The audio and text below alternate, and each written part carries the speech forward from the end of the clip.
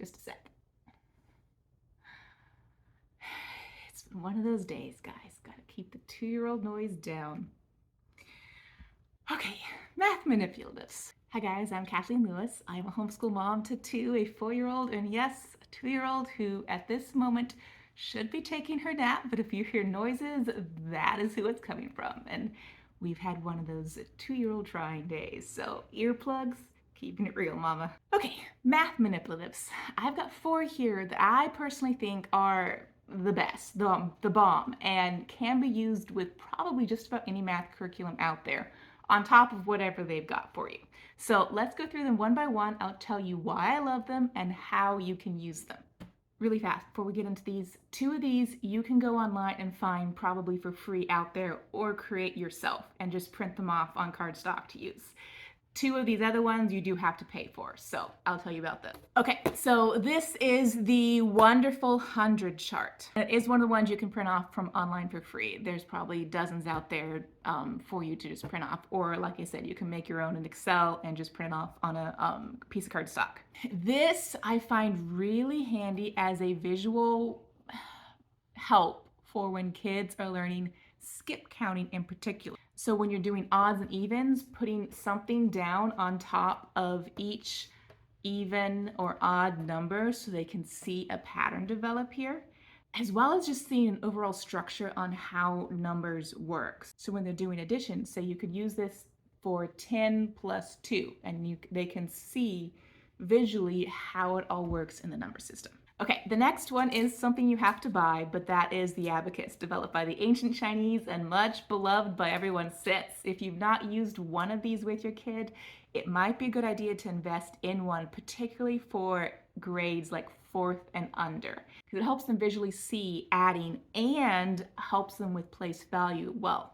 So you can use it like this, and then the Right Start one also comes with this side. So you have the ones that you can put on here, and then when you're adding another 11, the kids can count up another 11 ones and then realize they have to carry over to 10. So now their answer is 12. And it's, again, a great way to help them with the basic math and help them establish place value better. Another favorite tool, especially if your kid is not writing yet, is place value card. Now these are a Montessori tool that you can go online, probably find for free or create for yourself.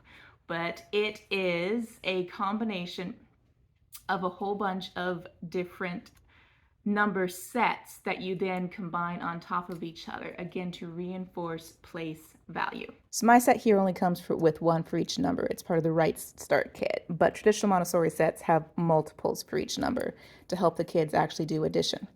But if your addition problem is 17 plus 24, the kids can visually see I need to combine these 2 numbers first before I ever work on the tens place. This works great with the next manipulative I have for you, the base 10 set. Last but definitely not least is a giant base 10 place value set of blocks. This again is based on a Montessori idea. She was adamant that kids visually are able to see what they're doing with numbers. You have the ones blocks, and they correspond perfectly to the tens blocks. And if you add up 10 ones, you get the 10 rod. And then if you add up 10 rod, you get the 100 square. And if you add up 10 100 squares, you get the 1,000 cube. Now, again, this is really great for reinforcing place value. It's also really good for the kids who want to be hands-on learning. So to use the 100 blocks, you have your setup here, and I have the Montessori place value cards up here just so you can see how I'd use them as well. But you have your child add 5 and 6 together. So you get all your ones placed first, and then they count up 5, and there's another 5. Oh, wait a second. I need to trade that up. There's 10 ones right there. So let me get rid of those and put them off in a pile over here and replace it with 1. And you can have that off to the side as your carry number. So the answer is 1. And then you have them add all the 10s. And then your answer is 4.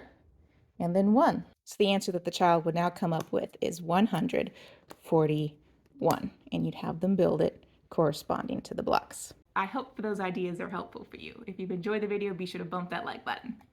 Word of advice, guys, Don't try to do Pilates while breaking up your kids' fights.